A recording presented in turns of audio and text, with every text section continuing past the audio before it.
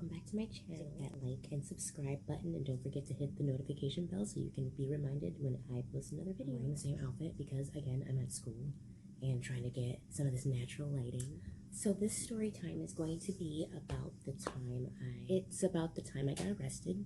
The first time I got arrested, because I've only been arrested technically twice, and I was only arrested because they found out that I had not taken care of the warrant from this arrest. So I've been arrested twice, but this was my first time. So if you see me looking down, I'm sorry, I have like an outline because my other two videos were like 30 minutes long and I had to edit them down to 10. So when I got arrested, I was 18. I was living with a group of people. There was about 5 of us on a good day, maybe 6. Kind of like a trap house, because the one person, they were like a tattoo artist, but they dabbled in like selling drugs most of the time. They had a girlfriend. She was wonderful. She was just like a sweetheart. One of my close friends, somebody that I've been friends with for a long time. I call him my brother. I don't know really what to call him right now. And then this other kid that's passed away. And then this other kid. But we all lived together. We had all moved in with, we'll call him Pedro. We all moved in with Pedro and his girlfriend, Alyssa. After they found a place and they had offered for us to live there, after we had stayed with them for a little while, I didn't want to move back in after I had an apartment with my friend that I call my sibling and him. I didn't want to move back in with them right away, so we just kind of crashed. I was like really fucked up and crazy, so I just stayed outside. It was summertime. It was cool. So by the time it was getting cold, they had offered for us to live there, and it was like, okay, cool, that's whatever. So we did that. Him's been around for a long time. We were like together like this, like all the time from like 15 on 16. I was absolutely fucking in love with him for like years, like literally from like 14 and up. I was like in love with this dude, so I followed him around the fucking world because that was like everything I wanted at the time. But he was like really mean to me, and I will have a whole different video about all of this. He decided that he was going to, constantly talk to other people. We were never really in a actual like titled relationship. I don't really know what to call it except for some bullshit. So he brings out of the blue randomly after going out. Clubs used to be able to be 18 and up, and you used to be able to get into all the bars down, have a good time, and people would just give you alcohol because you were cute and you would be underage drinking. So underage drinking happened a lot here. He met this girl at one of the clubs downtown, and we're gonna call her Hathaway. She was at the house eventually because we kidnapped her from her dad. She was 18, so it wasn't really like kidnapping, but she lived like 45 minutes away, Lewiston. She lived in Lewiston, Niagara County. We started to visit her out there. We had a friend that would drive us around all the time. She was cool. She was crazy. It's super noisy up here. Anyways, so we would go out there to hang out. This person, we'll call her Kay. Kay would drive us out to wherever the hell him wanted, and we would go wherever he wanted to go. So he ended up driving out to her house so he could have sex with her. Obviously, like, I pretended like I didn't know what was going on because I was like upset, but I was dumb. So just know that a lot of these story times are from when I was really freaking stupid. I might still be that stupid, but so we had went out there to go and have him see her. He had been seeing her, I guess, annoying, and so one day he decided to take me along because he was going to be with her. So he was going to be with her, and I was going to have to be her friend because, I was this person's best friend, and I was the only person that knew him. This whole spiel, you guys will understand. This is not what this story time is about. So we moved her to the city. So we had this whole James Bond plan. We packed up a bunch of her stuff before her dad came home. Her dad was a truck driver, And before her dad came home, we packed up a bunch of her things and put it in her car and in Kay's car, and we brought it to the city. We lived in the Lower West Side at the time, so we were literally bringing this girl from like a nice middle class neighborhood to the hood. Like, we were literally living in the hood. And now him is charming. I don't know if I'll ever put his pictures up, but he'll probably make himself known because he's fucking crazy if I ever get bigger on this channel. Him had a harem. Every female wanted to do a lot of things for him.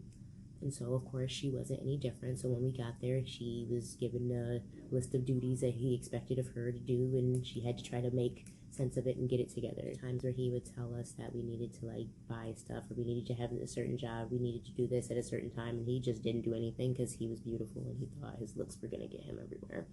He told her that she needed to try to get things for the household because our other roommates, Pedro and Alyssa, they didn't have too much money themselves, and we were all like living really, really poor, just like really, like, you guys, when I say this was a trap house, like, we had no furniture, we didn't have shit. Because we wanted to do things and make him happy, we decided to take her car and go to Kmart.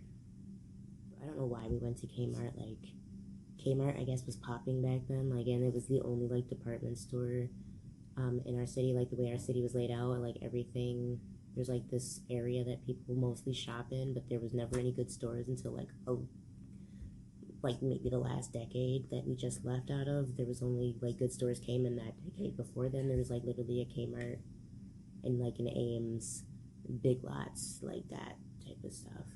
So there wasn't any really stores in the city. Everything would have technically been in like Tonawanda area that would have been the shopping centers, or Cheektowaga. So to Kmart. And we went in, of course, go in, and she got a cart, and I'm like, what the hell, what are we getting? She's like, oh, I have a list. He gave me a list to get, of stuff to get. And I'm like, do you have any money? And she's like, no, we're gonna steal this stuff. And I'm like, Hathaway, I'm just looking at her like, bitch, what? I'm 18, despite me being black and everything and being from the hood, I had never stolen anything before. The most I had stolen before that would be, I was like obsessed with Halle Berry and Hugh Jackman and Catherine Zeta-Jones. So the most I had ever stolen before was like single pictures of these three people out of magazines, like ripping them out and putting them in my pocket when I was a little kid because I used to scrapbook. So I was like, what do you mean we're gonna steal? And she's like, oh, it's okay, don't worry about it, it's gonna be fine. I steal all the time, we do it all the time in Lewiston, we never get caught. And like, my family shops here, and I was like really afraid because like my mom and my grandmother at the time, they shopped at Kmart. Went in, she gets a cart, she literally goes shopping, you guys, like laundry detergent, like stuff for laundry, like the little dryer sheets, all of that. She had put some food in the cart, she put some shampoos and conditioners, like expensive ones, like argan oil, all that, when that was like a big rage. She put all that in the cart. I had a little tiny purse with me, and she's like, let's go to the makeup. That's what got us fucked up, you guys, was that we went to the fucking makeup aisle. Like, I don't know why we needed makeup. Like, we were literally, like, living in a trap house. Like, oh my god, you guys, if I had we didn't take pictures because we were just so fucked up and out. Like, we were living in a fucking trap house. Like, that's really, like, oh my god. We thought that we needed makeup. But she was like, oh, let's go get some eyeliners and some mascaras. We'll just clean up over here. We'll put it in your bag. I should have known right there, like, why can't we put in your dumbass cart? We had another person there, the other kid, rest in peace. We'll call him Scissor Man, because play on his last name. Scissor Man, rest in peace. He was with us, and he was just walking around the store. He didn't even know what we had talked about, because he was just being himself, just like, yo, we're gonna walk around the fucking store, dude, as we look cute, because he was like a little scene kid and like wore tight pants, so he just was trying to pick up girls. So we go to the makeup aisle, and she picks up the makeup. I picked up a piece of makeup, I'm not gonna lie, like, I'm not gonna act like I didn't do anything. I did pick up some eyeliner and put it in my bag, but the other stuff, she was just like, here, take this, like, take this, and I'm like, from what I knew about stealing and like from other people from like school and stuff, that's not what you did. You didn't take like 4 mascaras, take like fucking a bunch of, like, you take one thing at a time. Especially like, it was my first time. I I watched Degrassi. They were stealing. It was like a whole like process. I was just like literally living through a TV show in my head. I'm like, what? So we put it in my bag, and she starts to go, okay, we're ready to go. And I'm like, what? Hathaway, literally, you guys, she takes the fucking cart and she just walks right the fuck out the door with it, you guys. She walked right the fuck out the door with the cart. Obviously, it starts fucking beeping. Obviously, the fucking security guards come up, so we're like, oh, what the hell? And they're like, did you guys forget something? And they're like, oh, so I'm just freaking out. I start getting anxious. I start to panic. I'm like, fuck. And she's just like, she had said she had did it before. Oh my God, you know what? I just forgot, and I started walking out to the car. I forgot my wallet in the car, and I was gonna come back. So if you just let us go, I can go and get that, and I'll come back in. And they were like, oh yeah, but we saw you guys, at the makeup station, and we wanted to take you guys to the back. And I'm like, fuck. I start saying, we're just gonna go out to the car. We have the money for this stuff. I don't know why she just walked out with it. We have the money in the car. If you just let us go and get it, we can go get it. No, we're gonna get brought to the back. Scissor Man is already in the back.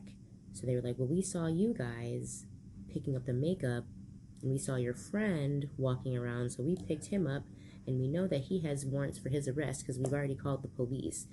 So either you guys can let him go to jail, and he's probably going to go to jail for a long time because he already has warrants, or you guys could just, stay here and get arrested because you guys stole about $400 worth of stuff. $400 worth of shit. No idea about the value of money when I was 18. I literally just knew it paid bills. I had worked and shit before, but it was like little kids working. Like, oh my God, I'm gonna buy a bunch of fucking video games with my shit. I did not know we had stolen $400 worth of fucking stuff. It probably wasn't, but they were probably, I don't know. I freaked the fuck out. But I instantly thought of my grandfather. My grandfather was a pimp. He went from Buffalo to New York City and back and forth, boosting clothes and pimping bitches. So I remember him telling me once, if you ever get arrested, baby girl, if you ever get arrested, make sure you don't fucking cry in jail because you're going to get your ass beat and you're going to get raped. He would always say, baby girl, the girl's prison and the girl's jail is more horrible than the guy's jail. And those bitches are crazy. Hathaway, she just starts breaking down. She's crying the whole time.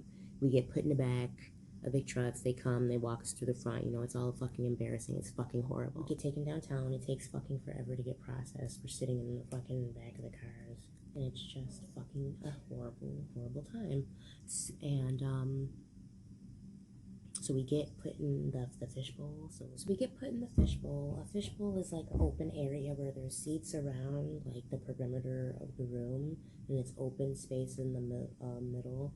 And then there's a wall that jets out with literally a toilet in the open and a water fountain, and it's glass all around so the police can see you. We're putting that bitch, and let me fucking tell you guys, I was fucking scared because there was some big ass bitches. I'm 5'3". I'm a little bigger right now, but then I was all of a stick. I looked like this, soaking wet, about 125 pounds, and I'm 5'3".